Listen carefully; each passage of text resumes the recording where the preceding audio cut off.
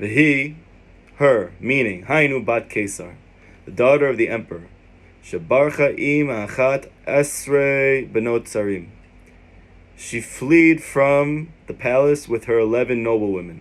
Halcha im asfina. They went off with the ship. Achakach ninaru hasarot. These 11 noblewomen, they aroused themselves and woke up and they realized what was going on.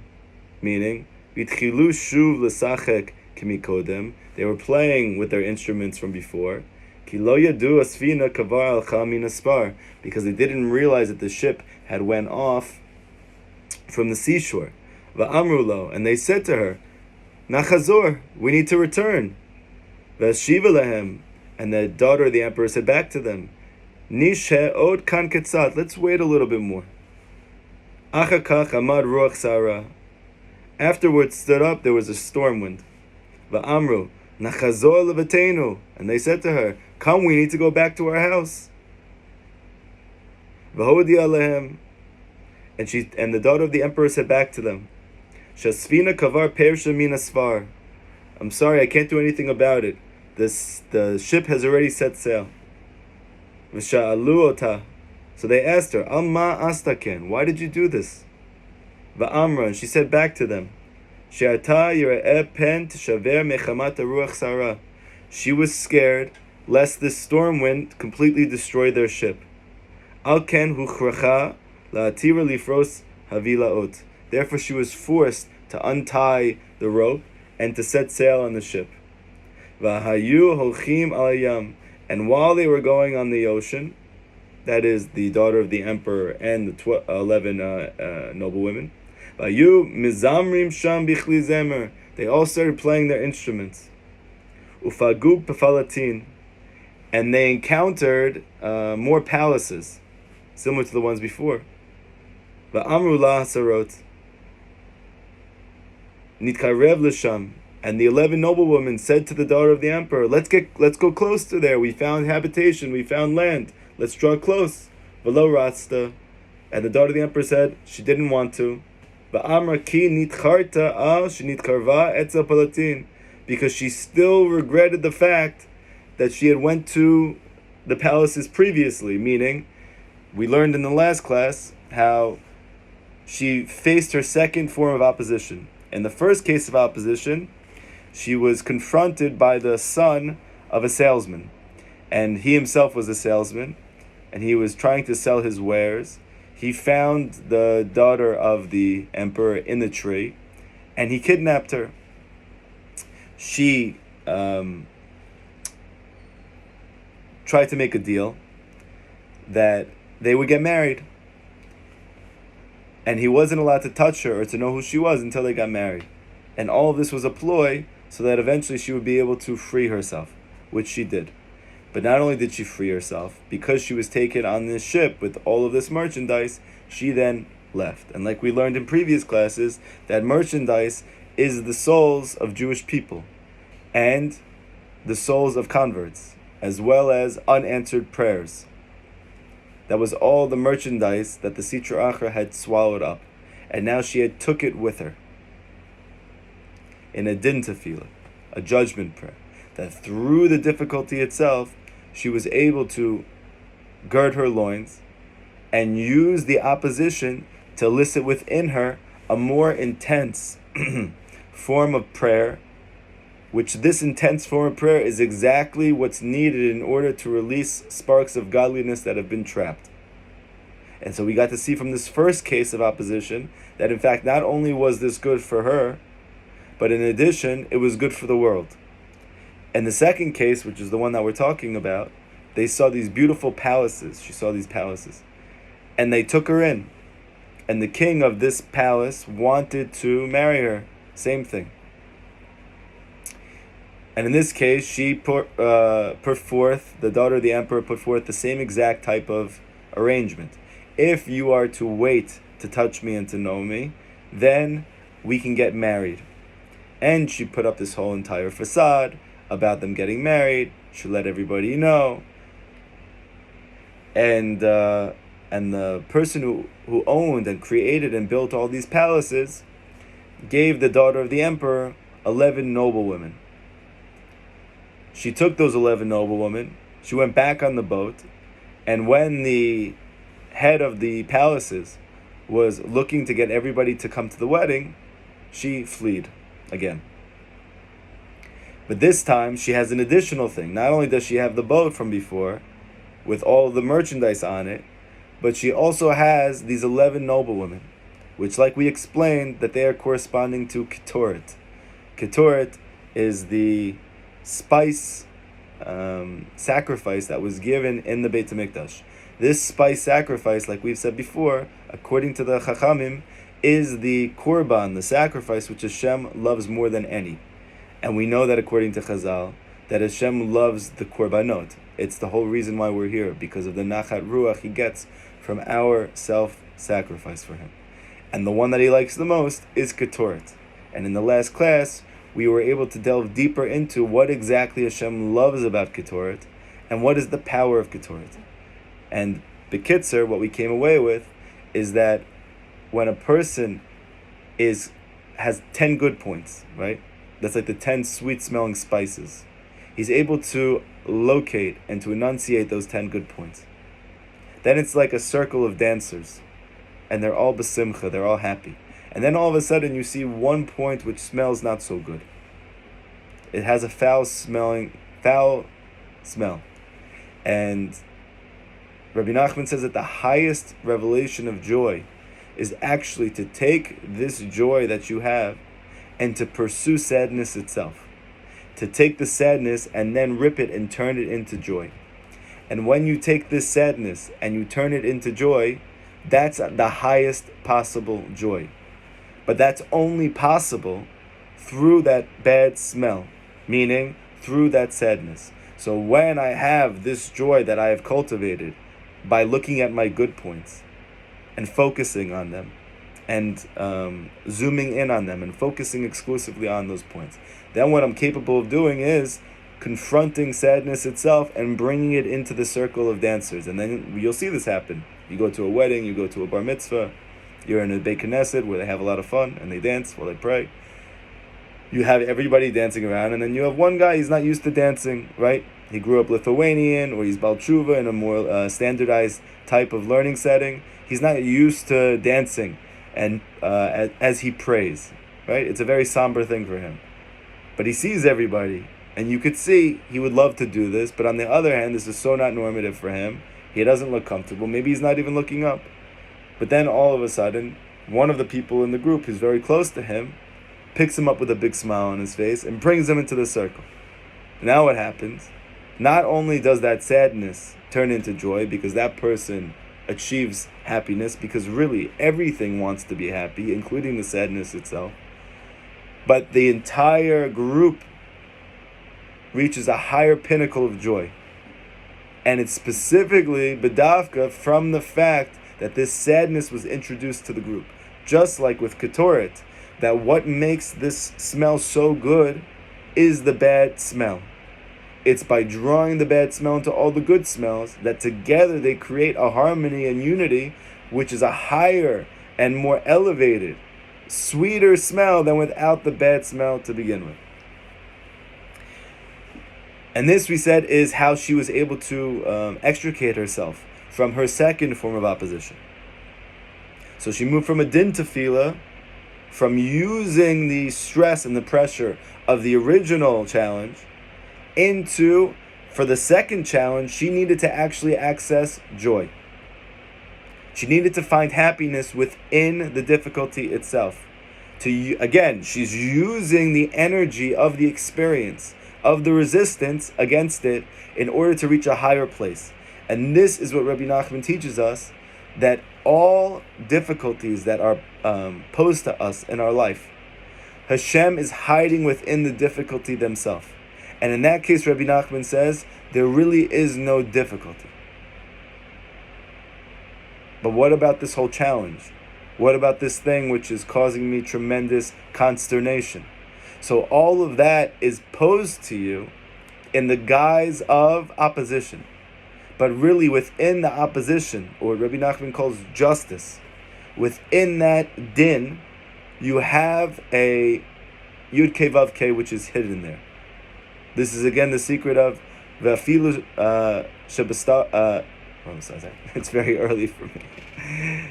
Even within the darkness, right? Concealed within the darkness, Hashem is hidden there.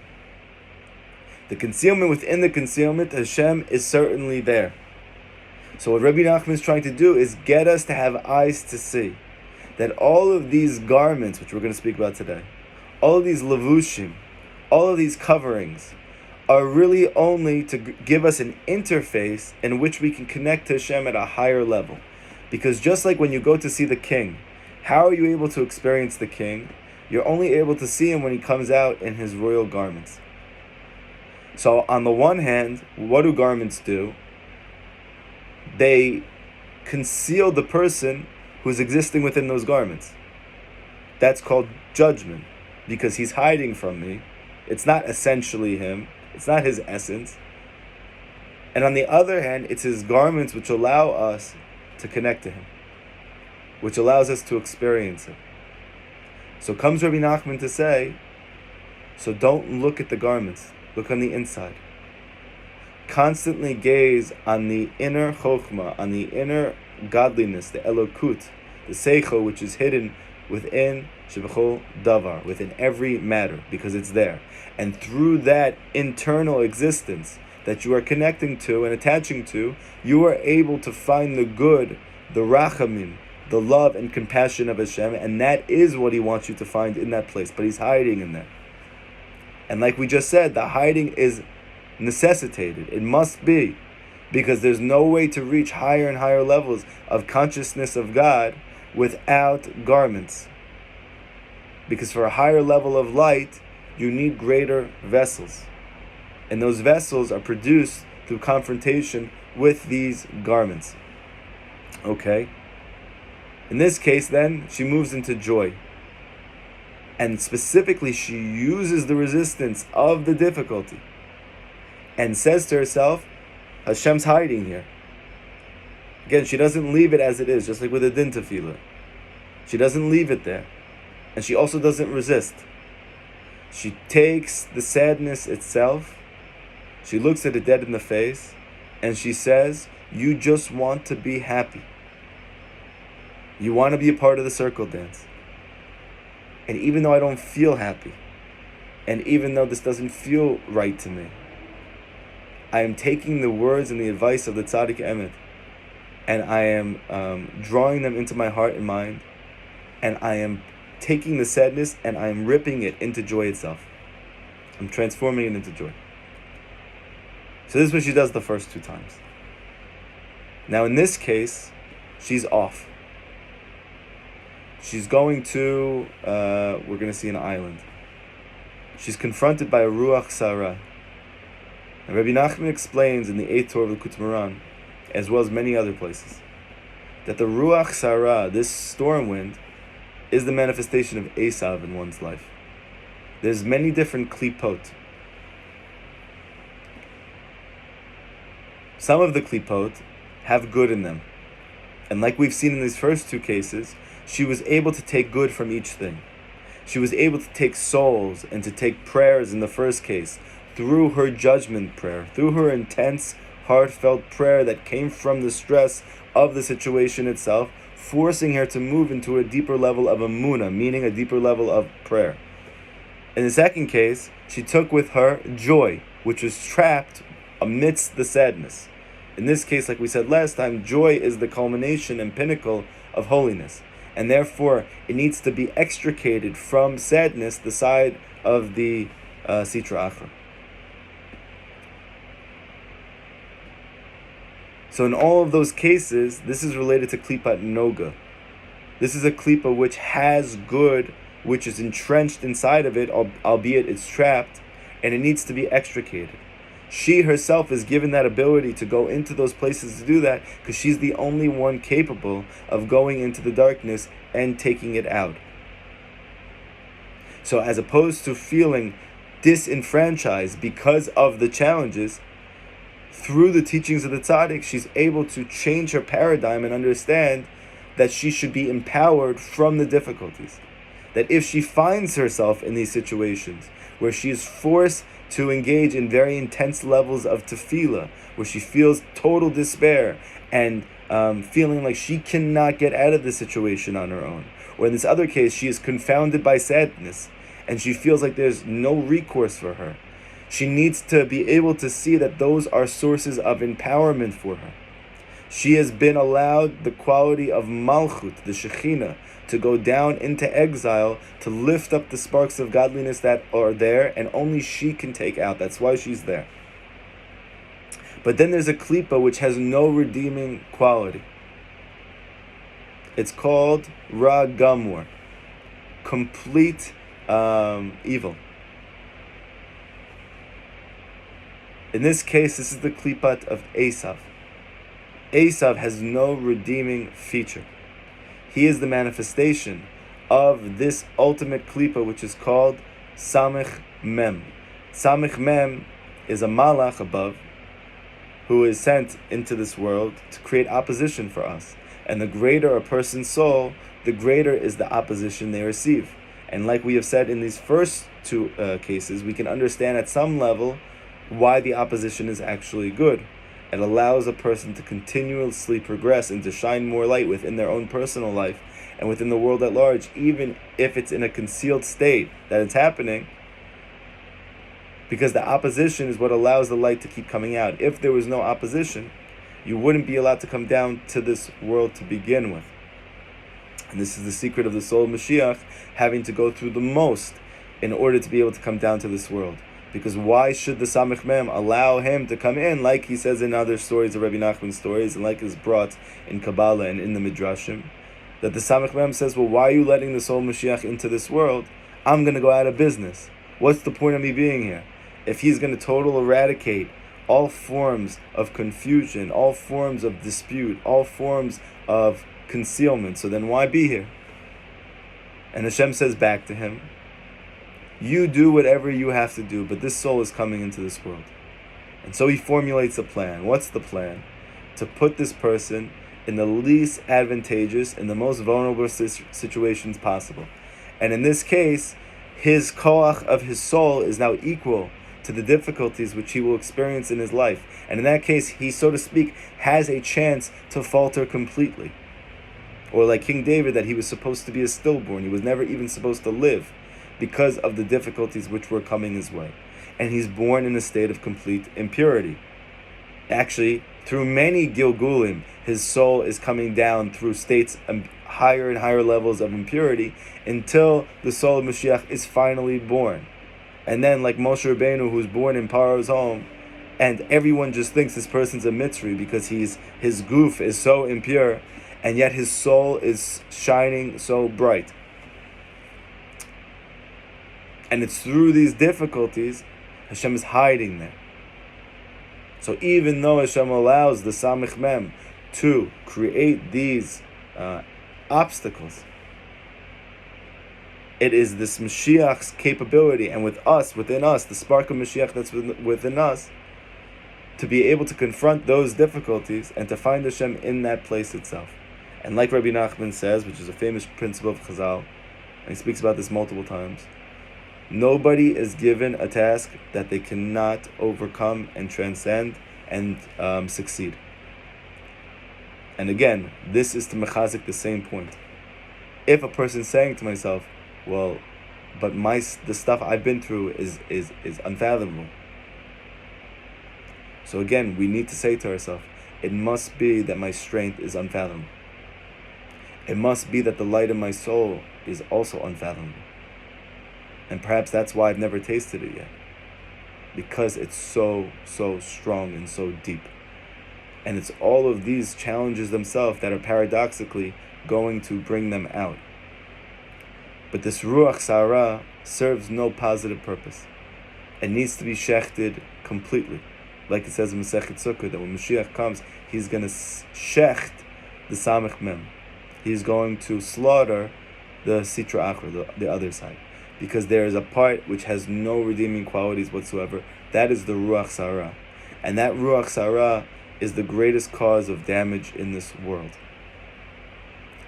Rebbe Nachman explains that when is a person vulnerable to the Ruach Sarah? So he explains that within every Jewish soul, you have the letters Yud Kei Vav Kei, Hashem's name. Each of those letters, on their positive side, has something which is pure Elokus, pure godliness. But when that name devolves down into this world with you, then the name also becomes shrouded in shadows. A shadow version of the Yud, a shadow version of the Hey, a shadow version of the Vav, and the shadow version of the Hey. And those shadows are in the form of lower aspects of myself. So for instance, anger, sadness, forms of idle speech, flattery, speaking in ways that are not true, desires for things in excess that are physical, whether it's sexual pleasure, or whether it's money, or whether it's honor, whether it's fame, sluggishness, right? Lack of zrizut, lack of vigilance, lack of energy and strength, a general feeling of malaise and moroseness, right? All of those are shadows to the names of the letters of Hashem's name within you. Each of those shadows is actually a crease within which the Ruach Sarah is able to enter. This is why Rebbe Nachman says in that Torah that when a person is confronted by negativity, unless he is a very high level tzaddik, he should not go and attach himself to those forms of negativity or that forms of opposition, meaning he's not looking for it.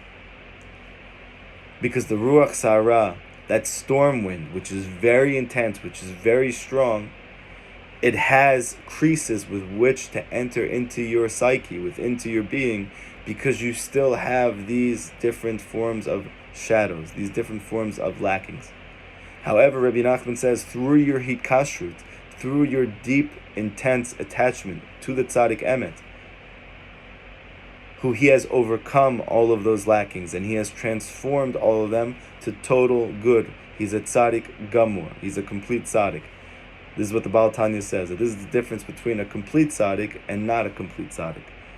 That the not complete tzaddik, he still has vestiges of these shadows, yet he doesn't experience them on any palpable way. However, the tzaddik gamur has actually transformed those potential forms of darkness, shadow within themselves, and actually transform them into total good, a vehicle for godliness itself. That's what makes him a tzaddik gamur. And now he's not liable to the storm wind at all. This we see with Yosef HaTzadik, that Yaakov Avinu, he was petrified of Esav, right? Yaakov Avinu is in the house of Lavan, also not such a good guy, and he's there for many, many years, and he's not in a good situation. He is being worked against his will. He's having his wages constantly changed. He's going there to work for Rachel, and he ends up getting Leah, and then to get Rachel, but then he can't leave, and he ends up being there for many, many years. And in that time period, he's having a family, right? Reuven's born, and Shimon is born, and Leah is born. Levi's born. Yehuda, and all the children are born, but Yaakov still doesn't want to go back to Eretz Yisrael. Why? Because he's scared of Esav. Because Esav is a storm wind, and Yaakov is an Ish Tam. Even though he's very pure and he's very holy, he's also very, very, very vulnerable to darkness, to negativity. And every Jew is in that category, just like we're all Bnei Yaakov, Bnei Yisrael. But something took place that changed his mind. His wife gave birth to Yosef, who he ended up calling Yosef HaTzadik. And as soon as Yosef was born, even though Benjamin was not born yet, he was the last child to be born, Yaakov then felt strongly it's time to go. And he had no more qualms about leaving that place. He wasn't scared of Esav anymore. He wasn't scared of the storm wind anymore. Why wasn't he scared? Because Yosef is not vulnerable to Esav. And this is why the Midrashim say the son of Yosef is going to be the cause of the end of Edom, right? this fourth exile that we're in, this final exile that we're in, which has lasted 2,000 years, it is going to be the son of Esav, or the son of Ephraim, like the Midrashim say, in the future, which is going to completely annihilate Esav, or what we call Amalek, who is a child of Esav. Because he has no redeeming feature. Just like Safek, Amalek, doubt, has no redeeming feature. There's no spark of godliness in that place. You're just supposed to massacre him, the doubt. But it's only Mashiach ben Yosef. It's only the son of Yosef who's capable of doing this. Why? Because the tzaddik has ruach, but it's not the ruach sarah. From his high level of holiness and purity, he has the ruach of Elokim, which is marchefet al pnei hamayim, which is hovering over the water. This Rebbe Nachman achieved in his lifetime. And this is what he told his students when they said to him, what can we tell the people who are near us who are telling us not to be engaged with you, not to be involved with you? Rebbe Nachman told them, Ruach. Tell them if they ask you what you got in Breslov, tell them Ruach. And through attachment to the tzaddik, then the Ruach of the tzaddik is able to protect you from these forms of harm. And so too in this case, the daughter of the emperor, who is now going to be confronted by pirates. You know what? Let's just go into it, and then we can see what happens.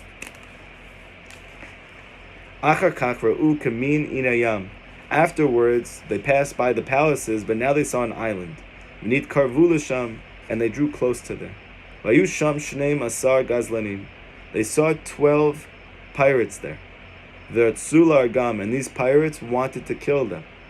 So again, think about, there's so many staunch differences from this third situation to the first two situations. In this situation was the first time that she received opposition from those who were close to her. In the first two cases, nobody told her, don't go there.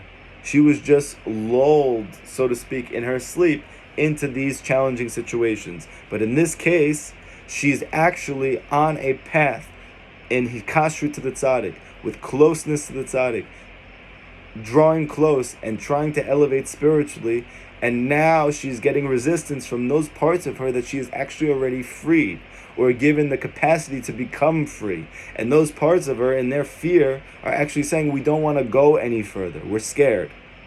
Bring us back. You know, it's like the Jews in Mitzrayim, that Moshe Rabbeinu takes them out of Mitzrayim. And they say, can you bring us back to Mitzrayim? It was so great there. We had all those watermelons and fruits and cucumbers, and it was gewaldig over there. Moshe was like, what are you talking about? You were a slave. You were at the epitome of unhappiness. You were entrenched in darkness. Okay, I understand. You're in a scary situation now. You're in a desert. You've never been in such a place before. You're used to being in Mitzrayim, where even though it's so painful, it's comfortable. And now I took you to a place which is not yet comfortable and it's not enjoyable. And on the other hand, you're not used to it. But this is only a transitional place. But they trust, even though they trusted Moshe enough to get out of Mitzrayim, to be able to accept the idea that there's a place in which in their life they could actually be free, but to actually move into a space that they're not used to achieve that was too much for them. And they said, let us go back. It's just like victims of abuse, right? On paper, you see a woman who she's been through abuse, and she keeps dating that guy or those guys, the bad boys, right? The guys who don't treat them well, the guys who are not trustworthy, the guys who are not loyal, and the guys who are verbally abusive, sometimes physically abusive, and they keep getting in those relationships. They call it in psychology codependence. They keep engaging in these codependent relationships. But if you ask her, what does she want less than anything? I don't want to be in an abusive relationship. And yet she keeps putting herself in abusive relationships. Why is she doing that? Because even though she's going to tell you, she has no interest at all in being part of these things anymore. She wants to be free of these things. But it's the only thing she's used to. She's not used to anything else. And so, in a weird way, the darkness is comfortable for her, even though it's causing her tremendous pain. And so, even if she takes steps to getting out of that place, she's going to feel welling up with inside of her, parts of her is saying, when let's say she's dating a nice guy now. A nice guy, like really simple, humble, loyal, really cares about her, isn't suspecting of disloyalty, is never going to hurt her, right? But she feels so uncomfortable by this, she's almost looking to self-sabotage the relationship. And she starts doing all these weird things, and the guy's saying to her, why are you acting like this? And she doesn't know why. She's like, you know what, I don't think this is going to work. And he says, well, why isn't it going to work? This is great. You seem to really like me. I really like you. No, this isn't going to work. This isn't for me. And she starts texting those guys from before. Almost as if totally forgetting that this person just cheated on her. This person just hurt her. And she's asking to go back into that place instead of being with a situation now where she could have this thing she's looking for to be free from that.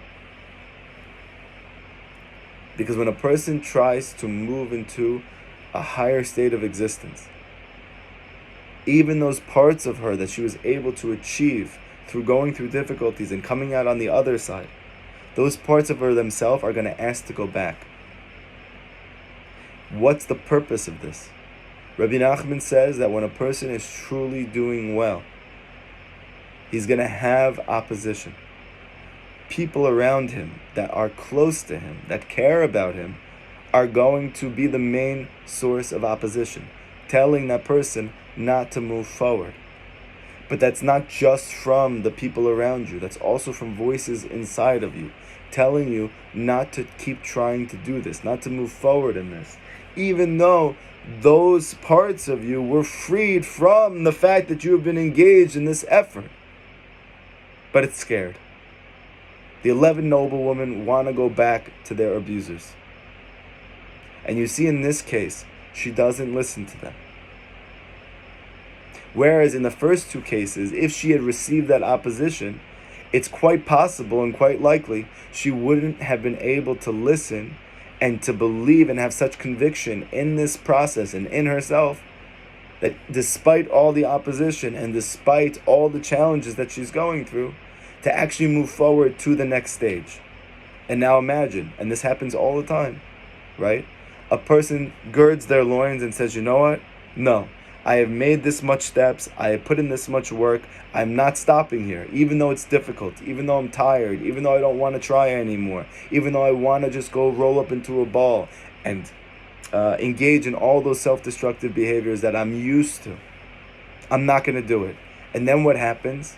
There's some tremendous new difficulty that pops up. So all of a sudden, all the wind gets taken out. And you want to just go back. And that's what happens here.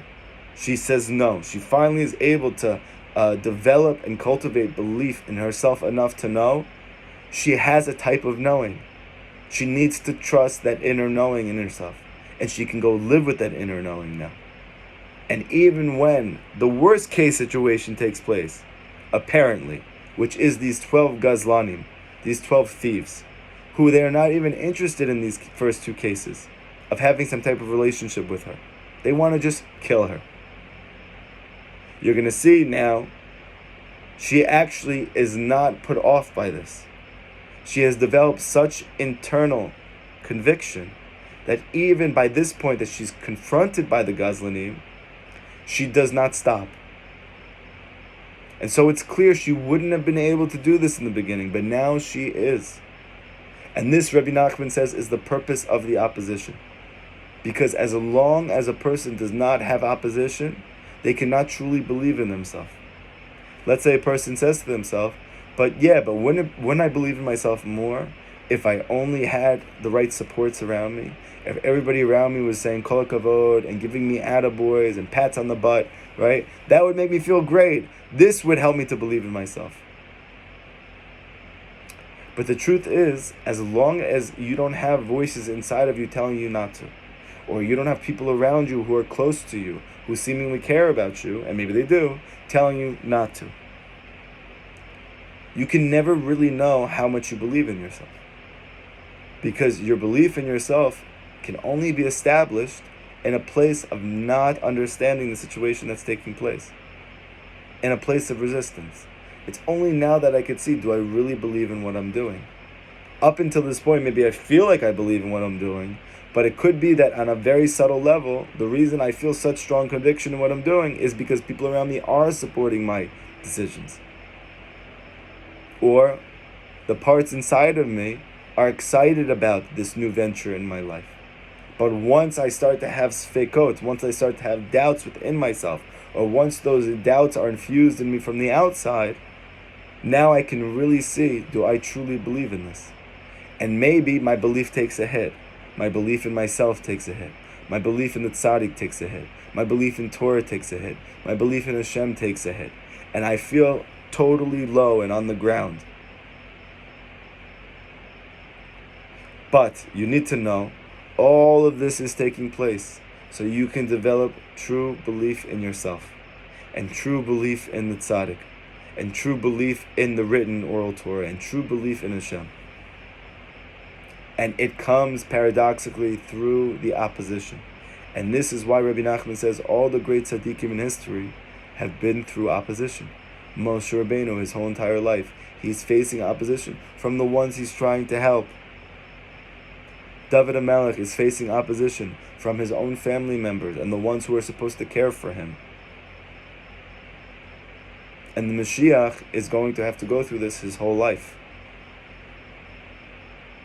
Why are all of these people facing the highest levels of opposition? Because the tzaddik or the chassid needs to believe in themselves. That's the only way they're going to be able to bring redemption to themselves and to those around them. It is the quality of faith. It's the power of emunah that allows them to do that. But emunah is cultivated through opposition. But now she has strength. She has enough strength not just to say, no, I'm taking you with me. We're going to the next stage. We're not stopping here. Even though we feel weak and tired, we're moving on. We're going to keep going. We have taken these points with us. I know that I have you because I was able to power through this last difficulty. You 11 noble women. Meaning the sadness. I confronted the sadness and brought out joy from it. And I know from before that, I have this merchandise from before.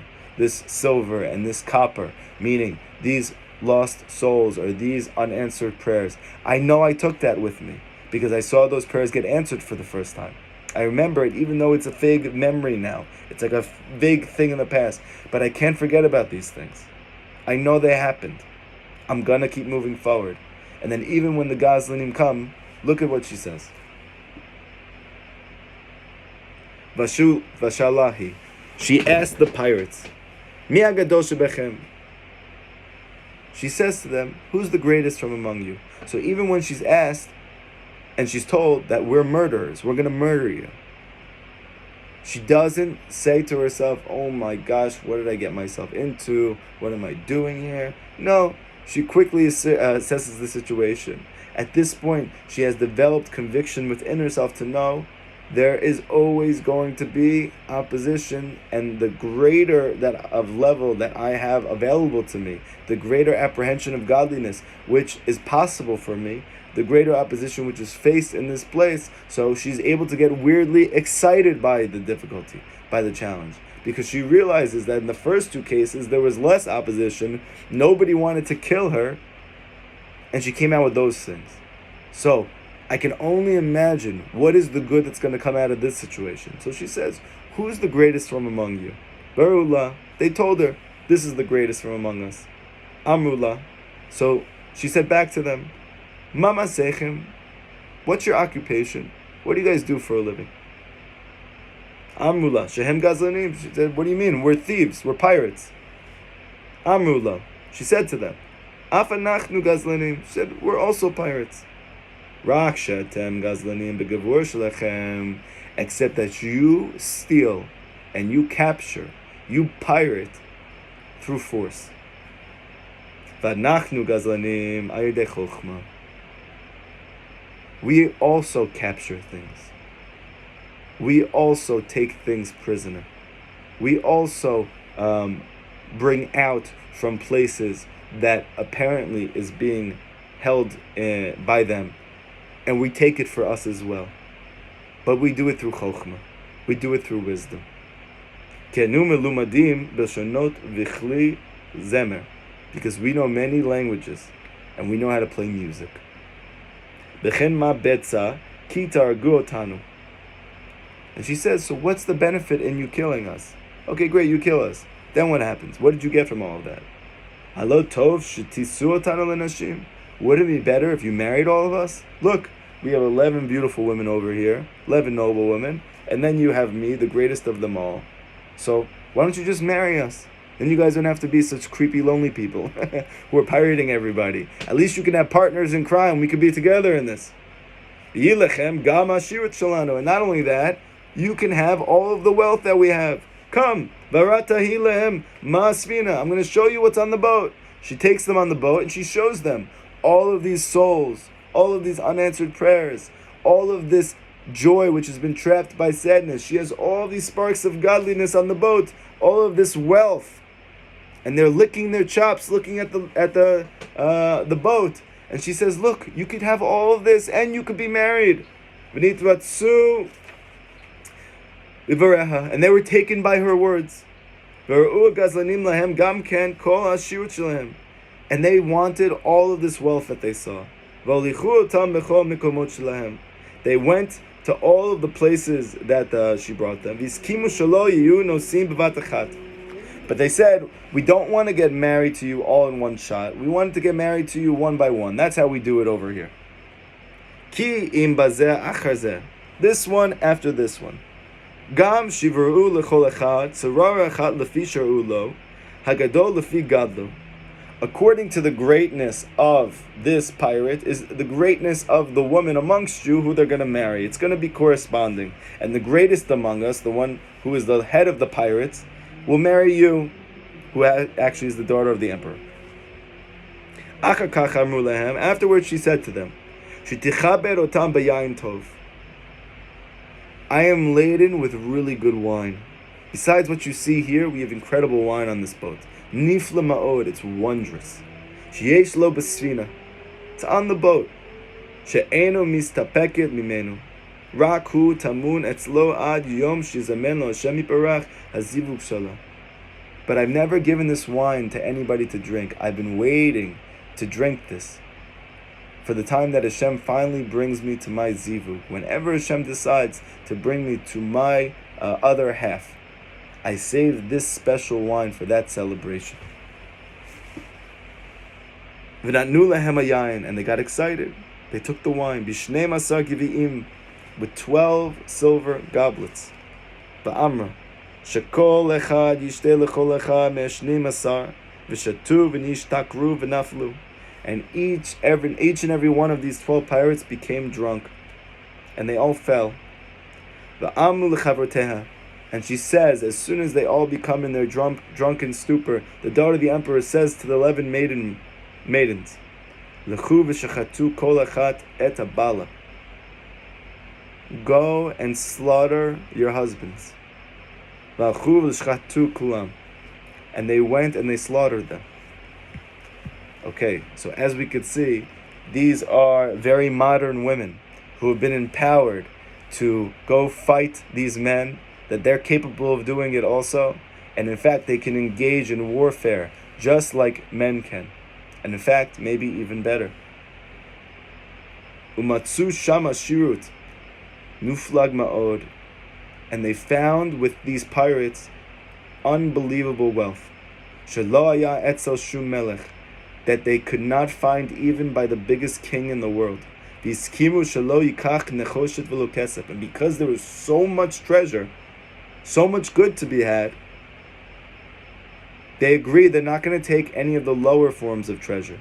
None of the silver, none of the copper, those things which maybe they had taken in the past, because that was the highest treasure that they could find.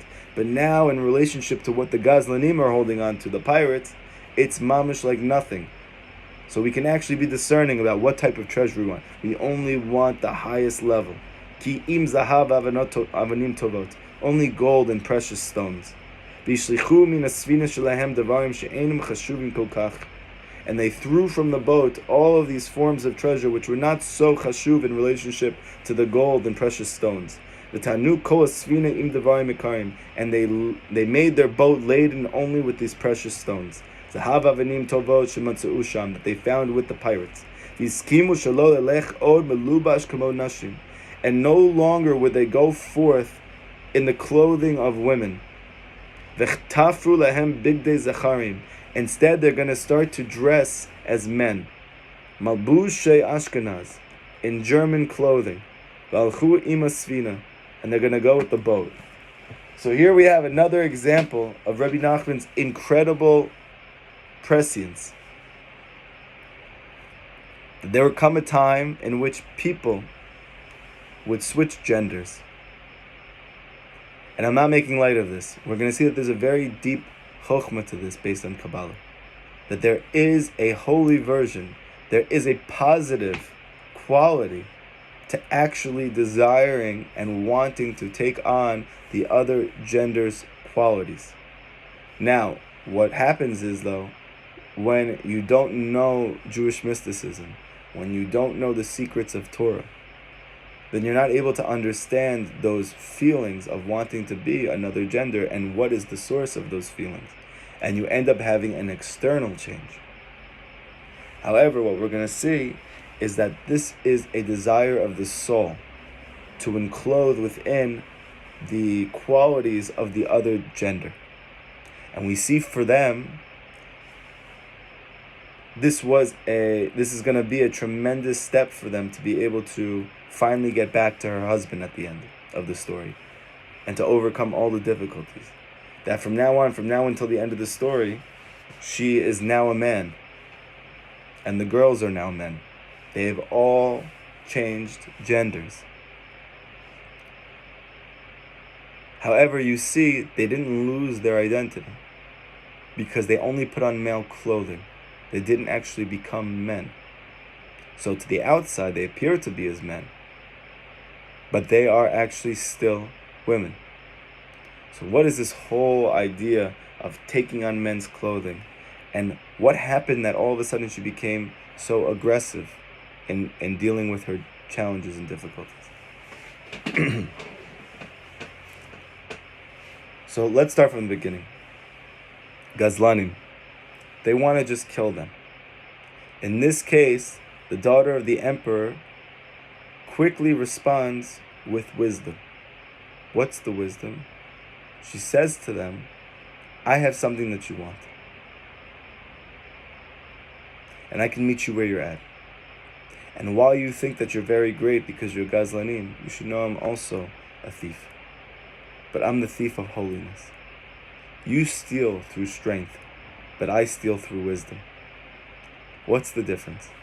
So in the Eitz Chaim, in the preeminent work of the Arizal, who is the great Kabbalist of all time, who's buried in Tzfat, the Ari teaches that the main difference between the forces of the other side and that of Kedusha is that on the side of the Sitra Achra, they don't have da'at. They don't have wisdom.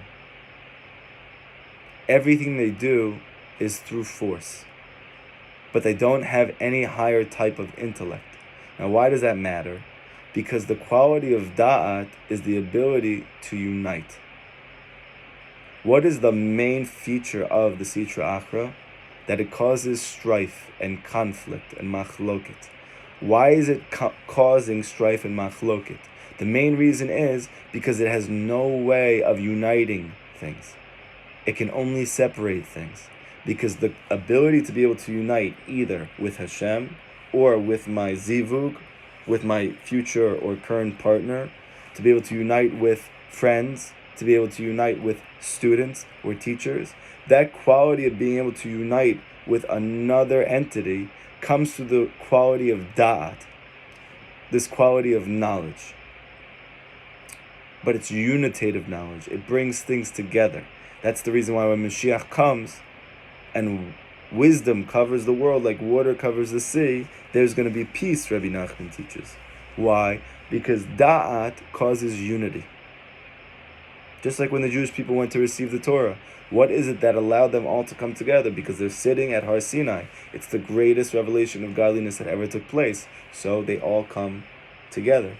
And so too within my personal life, within my internal psyche. What is it that allows these disparate parts of myself to unite and harmonize? It's my level of da'at.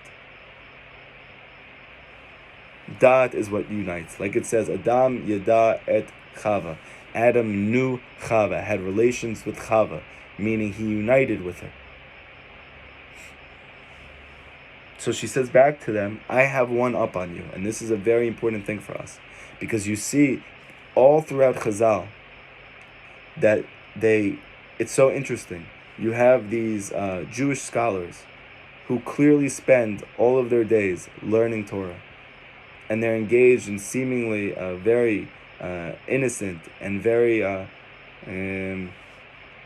non-combative occupation. And yet, they say when you're confronted by negativity, you have to be very tricky with it.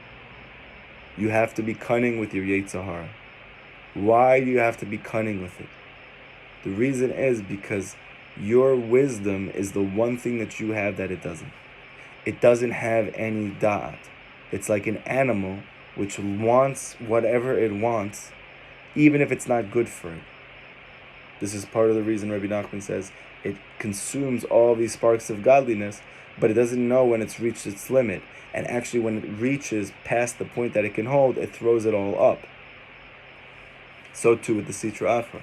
When it reaches its fill, it can't actually hold it anymore, and it throws it up. Because it doesn't know when to stop. So it's our quality of knowing that allows us to overcome this situation. So what does she do? She uses that knowledge to become tricky. She says, okay, you want something that I have. Okay, I'm going to give it to you. And then through this, she's able to go on longer. And this is one of the important yesods, one of the important foundations of dealing with challenges in my life. Specifically in the form of my own lower self, my own Yetzer Hara, or my own ego. The parts of me that are holding me back. Many times you can't confront them head on. You have to be tricky with them. You have to be wise with them.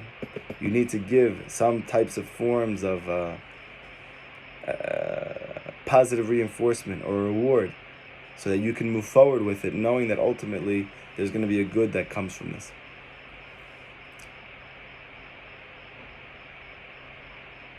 When Yaakov takes from Esav the birthright and also the blessings, how does he do it? Esav says, Yakveni Pamim.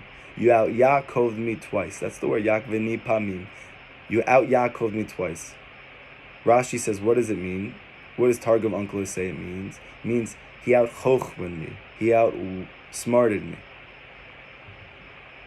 Why is Yaakov able to outsmart Esav? Because Esav does not have this form of wisdom. What is that wisdom though? What is that wisdom that allows us to overcome the difficulty? Chochma is a compilation of two words. Koach ma. In Kabbalah and Chassidut they explain the quality of ma is the inner property of wisdom. Ma means I don't know. Ma, what am I? Like Moshe Rabbeinu told the Jewish people when they were fighting with him and they were causing him conflict and they said, we want to go back. He said, Ma nachnu. What are we? So the simple understanding of this is he was trying to tell them, why are you confronting us? We're not the ones who are deciding what's going on. HaShem is. But the deeper understanding is Moshe is trying to tell them, we are at the level of Ma. Ma is the highest level. Ma nachnu. What are we? The gematria of Ma is the gematria of Adam. Conscious man. What's this consciousness? That we are not the king of our own life. HaShem is. Ma. We don't know what's going on. And it's okay. We're open to the possibility that something good is happening here, even though I don't understand it. It's a form of humility and submission, but it's the holy version of it. And I'm saying ma. What? That form ma is the beginning of wisdom.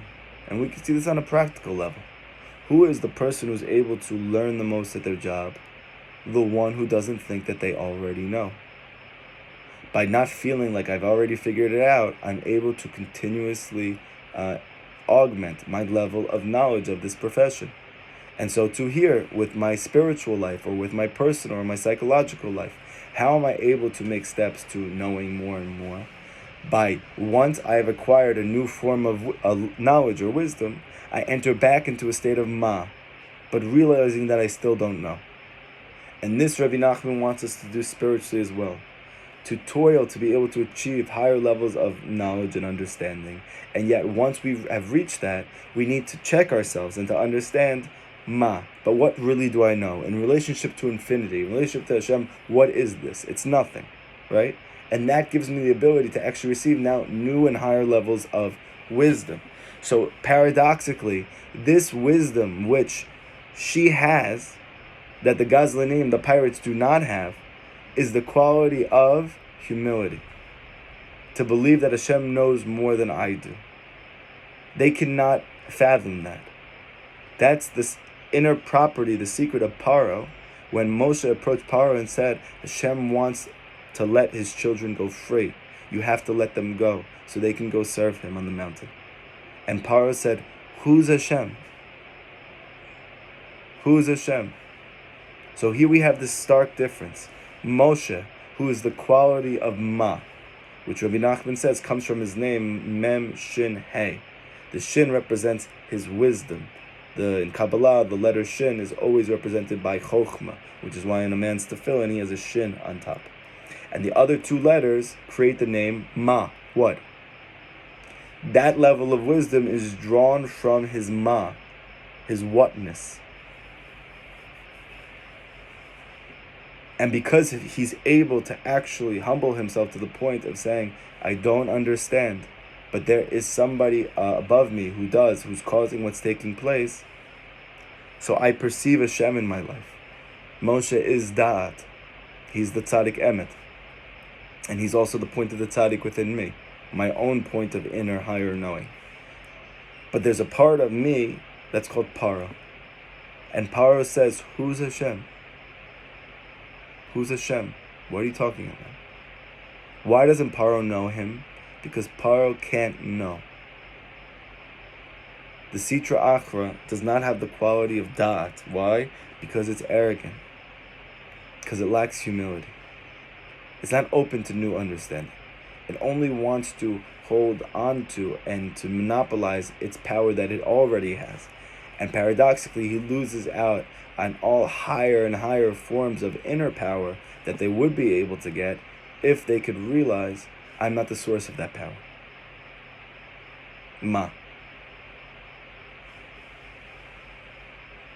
And in fact, that's how she got all of these prior forms of treasure. How did she get all this treasure to begin with on her boat? She got it through wisdom. What type of wisdom?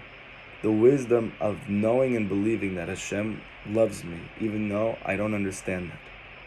Believing and knowing that Hashem is doing the best thing possible for me, even though I can't understand how that is. Believing and knowing that Hashem wants to bring me closer to Him through this specific circumstance, even though it befuddles my mind. Because I'm approaching it with with humility. It's through that specifically I'm able to respond in a way which is effective. In the first case with my judgment prayer. Because if I'm able to look at it head on, I'm not going to dig down for a deeper level of faith in this place. I'm just going to lay down and call quits. Why? Because this thing doesn't make any sense and it's causing me so much pain. So I just want to stop and give up. But if I can attach myself to the quality of Hashem is much, much bigger than me. And He's the cause of this thing that's taking place. So I'm going to open myself up to the possibility that there's good here. What good could be had here? What is it that I could do in this place I couldn't do before this difficulty? Oh, I can reach down for a deeper level of faith, for a deeper level of prayer. Okay, and in the second case as well, with sadness. Sadness confronts me. It's hovering over me in a very deep, intense way. It's not the holy form of a broken heart. It's true hopelessness. Now I could say, there's no good here. Or I could say that Rebbe Nachman taught me, HaShem is hidden in this place also. And the reason I'm being confronted is because there's good here. There's good here. What's the good that's here? I need to first enter into a state of ma to be able to know. I don't know. It's okay. I don't know. And then from that, I can get the advice of the tzaddik and to apply it. He tells me there's joy hidden in the sadness. That through the sadness itself, I could reach a higher level of joy. That doesn't make any sense to me. But because I'm in the state of ma, I'm accepting that it could be. And I apply the advice of the tzaddik. I rip the sadness into joy itself. And I take out those sparks of godliness that are there. And so too here. She's saying to the Gazlani, I'm going to take you as well. Through the quality of ma. Ma nachnu. That's the wisdom that I have. That's my power of understanding that is not at your disposal. And they want that da'at, because wisdom is the life force of all things. The whole reason that they are attaching to us is because they want your da'at. So in this way, we're able to use that against them. Or the woman is able to use it against them, the daughter of the emperor, saying, we can marry each other. You guys can't do that because you have no ability to unite with other things. But I can unite with you. I can give you life force. And then as soon as they're lulled in, she's able to slaughter all of them.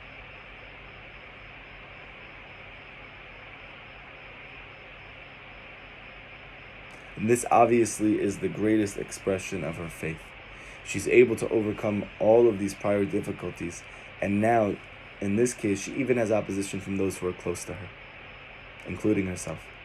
And she says back to them, I'm leaving. I'm leaving and you're coming with me. We're not stopping here. And then, ultimately, she's able to see as well that by pirates who only want to kill her, there's no redeeming good in this place whatsoever. But still there must be good. There must be God. It must be. What can I do from these pirates? I can take their clothing. In Chassidus, the Baal Shem Tov was famous for learning from everything about HaShem, how to get closer to HaShem. Right? There's a pasuk which says, know HaShem in all your ways. This is one of the tenets of Chassidus and the way that they expound on that. What does it mean, learn from HaShem from all your ways? Meaning learn even from things which are seemingly contradictory to something which is holy or godly, how to be closer to HaShem. That's knowing Him in all your ways. So for instance, the Baal Shem Tov would see, let's say, a pirate, or he'd see a thief. And the Hasidic masters wouldn't say to themselves, oh my gosh, this guy's a Rasha, this guy is the complete antithesis of all that's good. No, he says, if I'm seeing it, it must be that there's godliness in this thing. Hashem wants to bring me closer to. What can I learn from the thief? Okay, the thief does things in complete secrecy. Are there areas in my life that I could actually engage in avoda in a secret way? What else does a thief do? When the thief is not able to steal what it wants, it doesn't give up. It just tries again, or it goes somewhere else to do it. Right? The thief doesn't go into Yeyush because it couldn't steal its thing. It just goes to the next place and steals. I can learn from that. When I am confronted by difficulties and challenges in my life, and let's say it doesn't work, whatever I'm going through, it doesn't work, I could be like a thief. Just pick up my stuff and try again. Why? Because there's another person I could steal from. There's always more and more wealth that I could have, right? What else is thief? The thief has unbelievable Mesir Nefesh. It's willing to do incredibly uncomfortable things, to put himself in uncomfortable positions, to challenge himself, to be extreme in all these places in order to get what he wants. I could do that for godliness. I could do that for Hashem. In this case, what's the difference between men's clothing and women's clothing? In Kabbalah, they explain that the essence of a woman, spiritually, now women have male aspects and men have female aspects, spiritually. What is the spiritual aspect of a female? To be mikabel, to receive, and to be able to express something internal through my ability to receive it and put out a higher version of it. It's like giving birth. Only a woman is capable of receiving seed and then giving birth to a child, a higher expression than was even before, right? But she does it through the quality of reception. And now, so to speak, that quality of receiving is not a selfless thing, right? I'm doing it for myself. The quality of maleness is a quality of to give outside of myself, to be selfless. That's true maleness. Now, it could be in our generation, men in most relationships are more selfish than their spouse. But that's not because at a soul level, that's what maleness represents. That's actually what needs tikkun. The male needs to be the giver in the relationship, right? But so too within ourselves. We're learning very clearly that for this woman to reach this highest level of closeness to Hashem and to overcome this difficulty of the pirates, she needs to reach a new madrega within herself, which she has never experienced, the male parts of her. What's the male part of her? Complete Mesirat Nefesh. I am willing to give up everything of my own to make this thing happen. I'm going to go over and above any limitations which has previously restrained me. I'm going to push through all of them in total Mesirat Nefesh for this greater cause. That's male clothing. I got that from the pirates itself. So too, we learn about Mashiach, that he has a female soul. But ultimately, when he brings the Geula, he becomes in the form of a man. So his body, which represents the person's clothing, a malbush, right? Like in the beginning of creation, the Adam Rishon, he had clothing. He had clothing of or with an aleph, light. But then after the chet, after the error, that aleph turns into an ayin. And now he has a malbush of flesh. So it used to be a light body, is now a physical, coarse body. So too, these garments is not necessarily physical clothing. It means I took on a male body, which again was very prescient. Which in this case means I'm used to just responding to difficulties in my life. But now for me to take the next step in my life, I have to be, the protagonist. I cannot just be the responder, the first responder in these situations anymore. Baruch Hashem, I wasn't even able to do that before. Rebbe Nachman has helped me to get to the point that I can respond properly, that I can respond with strength, that I can respond in a productive way. And I've been able to experience glimpses of being able to achieve and take out pieces of godliness in those places through those positive responses to difficulties in my life. But now for me to take this ultimate step, I need to be confronted by something that is totally beyond my understanding. Why? Because here I need to exert total self-sacrifice. And the beauty of this is that when I reach this level of self-sacrifice, I can actually change and transform my goof completely, my external self completely. And that allows me to achieve my highest version of myself.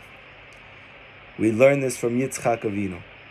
Yitzchak, the Rizal says, besides David, was the other famous character in the Torah who also had a female soul. However, in Yitzchak's case, it was getting in the way of him being able to reach this next stage of his life, which was to get married. He needed to get married to Rivka so he can have Yaakov Avinu, meaning to give birth to the Jewish people. That was the whole purpose of his life. And yet he had a female soul. And so he was never able to do that. What was the female part of his soul? His desire to be within himself, not to go out of himself, to be within himself, which is why you see he's inside in the field, right? He's constantly doing things on his own. He's a very private individual. However, for this next step of his life, he needs to take on these male properties of going outside of himself. But he doesn't know how to do that. So Hashem orchestrates a situation in which Avraham, who is completely male, needs to take on female qualities. And Yitzchak, who's completely female, needs to take on male qualities. They switch clothing, they switch garments. What is this archetypal event which allows them in one moment to completely switch places? It's the Akedah. Now the Akedah is the greatest test maybe in the entire Torah. Right? It is the greatest act of self-sacrifice on both of their parts. Why is this such a profound moment? Because in that very moment, they transform their external self. It becomes transformed completely. And that which was female becomes male, and that which was male becomes female. And now in this case, right after the Akedah, Yitzchak is able to find his wife, Rivka, whereas previously he couldn't. And it's not because necessarily he knew that he had a female soul. Maybe he didn't. But he wasn't able to get married. But it could just simply be because he doesn't have this garment which he needs, these male garments. Now what is it that brings it? Rebbe Nachman has a whole Torah in Likutei Moharan, that it's through ultimate self-sacrifice.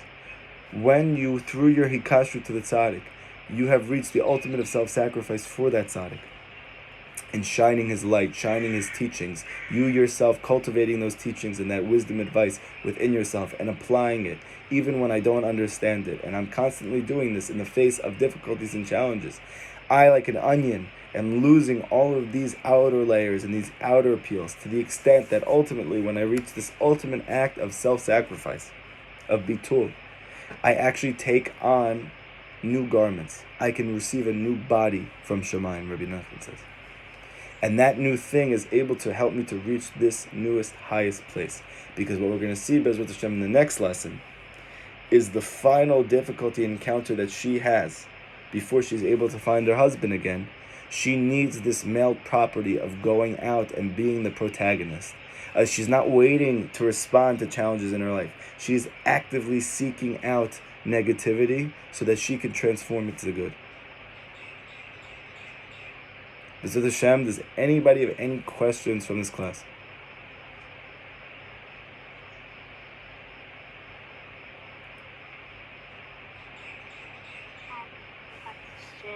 Go ahead. Do you hear me? Yeah. Go ahead. Okay. So first of all, it's such an incredible class. Thank you. You're welcome. So doesn't Esav do teshuvah? And if the pirates wanted connection, like they were attracted to the woman's like ability to connect and like the das, and she was able to extract the light in the form of their clothes, why couldn't they do teshuvah? And Yaakov, like, wasn't he punished because he put Dinah in a box? Right. Made Esav and done teshuvah and helped him to do teshuvah. Right. So yeah, like. Right. So why is this like? Yeah. So when it comes to there's different expressions of Esav. One expression of Esav is Amalek. Okay, that's the form that we're talking about right now. In the case of Amalek, which is Safek, which is doubt, it has no redeeming quality. And we know that it's a mitzvah d'oraita to kill Amalek. And they're our eternal enemy. And the only way for Hashem's name to be revealed, his throne to be established, is for Amalek to be wiped out. It is the first step in the bringing of Mashiach, is the wiping out of Amalek, which the Baal Shem Tov teaches, is sfeikot, it's doubts. Which Rebbe Nachman of Breslov in Emunah. By extricating ourselves from this lack of Emunah and cultivating Emunah, we are killing Amalek, right? Okay, Amalek doesn't do tshuva. Amalek has no redeeming feature. Amalek is like a pirate who's literally just taking and taking advantage of all of the weaklings, all of the ones who are in vulnerable places, which was the tribe of Dan in those times in the desert. That person doesn't have any redeeming quality, and they need to be. So that's this is the form of Esav that we're talking about now. There are parts of Esav that are redeeming, hence why we take his clothing, and there are parts of Esav that are redeeming in the sense that his head is in the cave of Machpelah, because actually he has parts of him which are holy, right? But there is an expression of Esav which is called in Kabbalah the Ruach Sarah, the storm wind, which is very intense and covers over a person, but then it goes just as quickly. That storm wind has no positive feature, and that it has to be shechted, okay? And that's what happens in this case. What was the other question you had, Danielle? There was two.